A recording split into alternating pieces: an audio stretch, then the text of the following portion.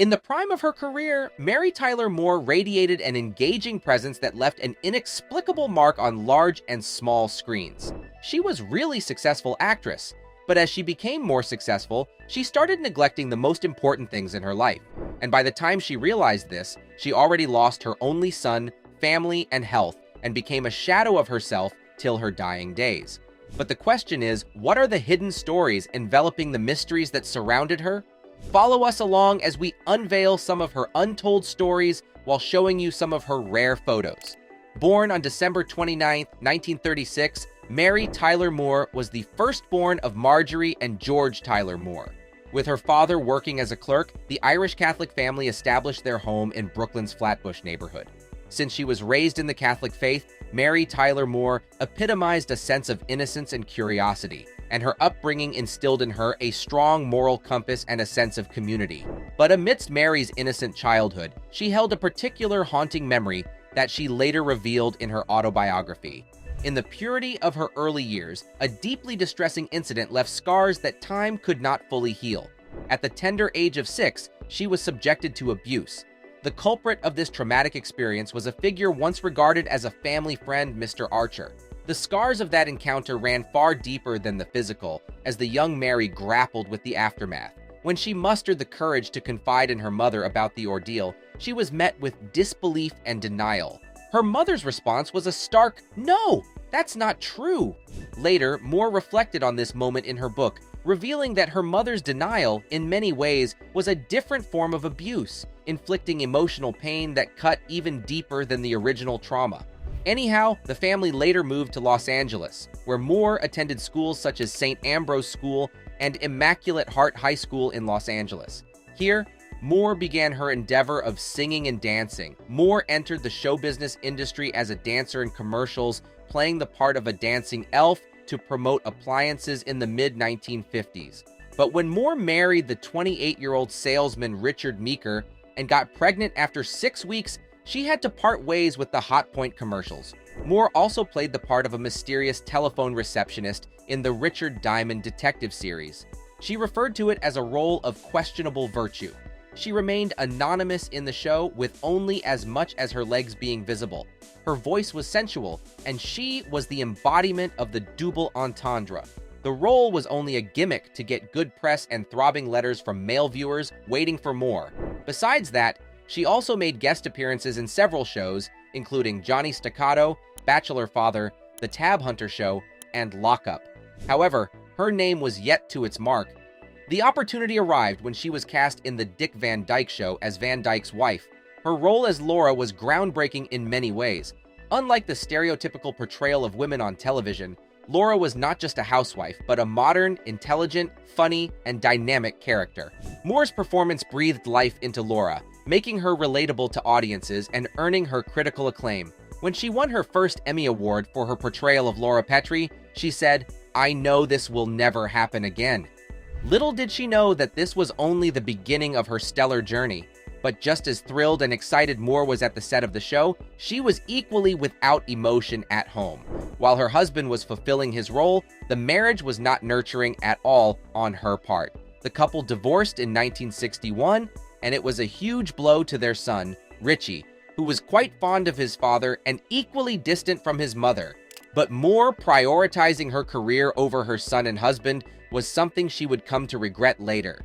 For now, the absence of her husband was filled with the Dick Van Dyke Show. After her role in The Dick Van Dyke Show concluded in 1966, Mary Tyler Moore continued to explore various opportunities in the entertainment industry. She also starred in movie musicals, including Thoroughly Modern Millie, Change of Habit, and the television thriller Run a Crooked Mile. However, her career really didn't kick again until 1970.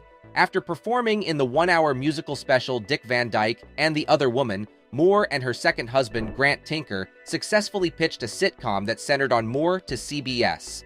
The Mary Tyler Moore Show was a half-hour sitcom set in a newsroom, with Ed Asner portraying her stern boss, Lou Grant. This show effectively bridged elements of the women's movement with mainstream culture, presenting a likable and independent woman whose focus was on her professional career rather than traditional notions of marriage and family. Over its 7-season run, The show accumulated an impressive 29 Emmy Awards, with Moore herself winning 3 awards for her exceptional portrayal in the Best Lead Actress in a Sitcom category.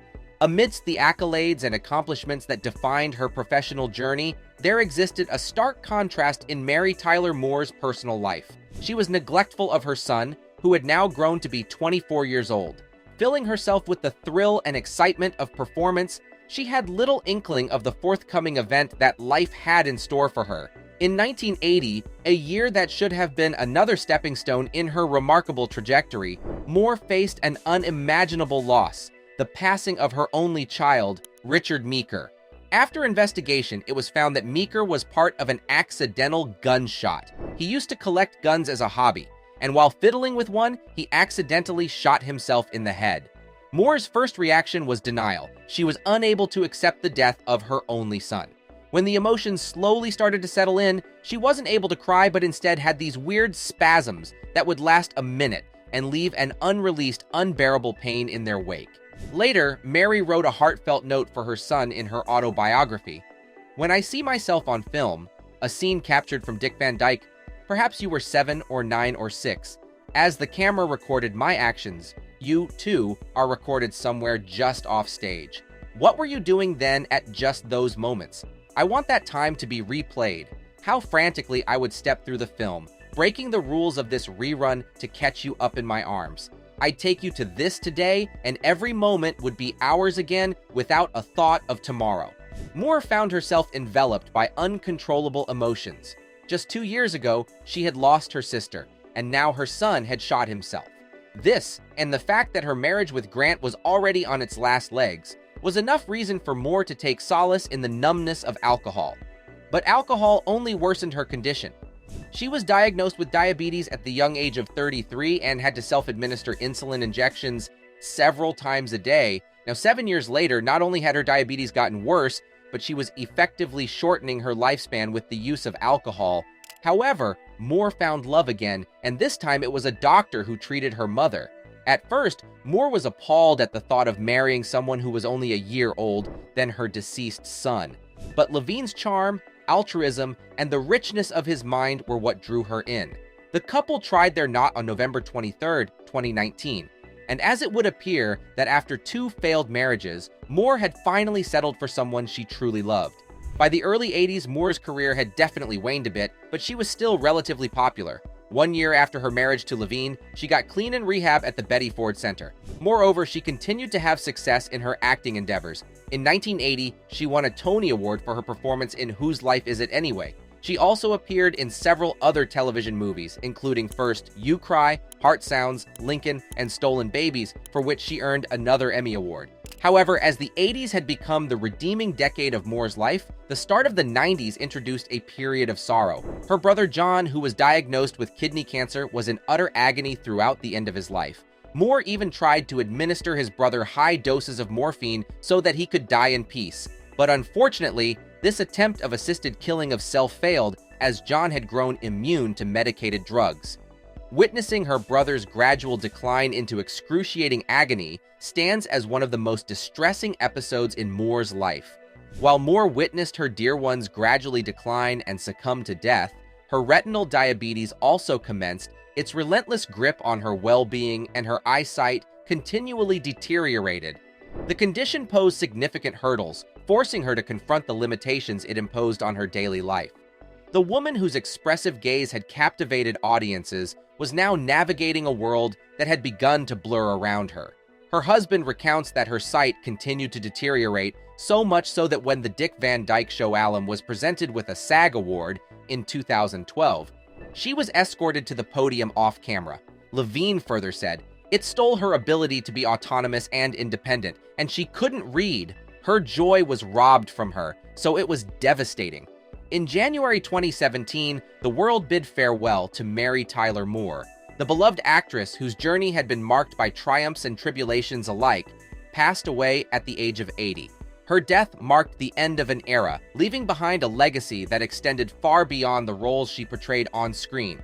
Her commitment to raising awareness about diabetes and her influence in shaping the portrayal of women on television stand as lasting contributions that continue to ripple through time.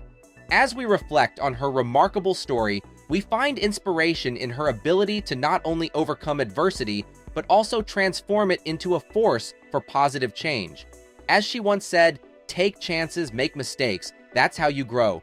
Pain nourishes your courage. You have to fail in order to practice being brave." If you enjoyed this video, there's a good chance you'll enjoy the one showing on your screen right now.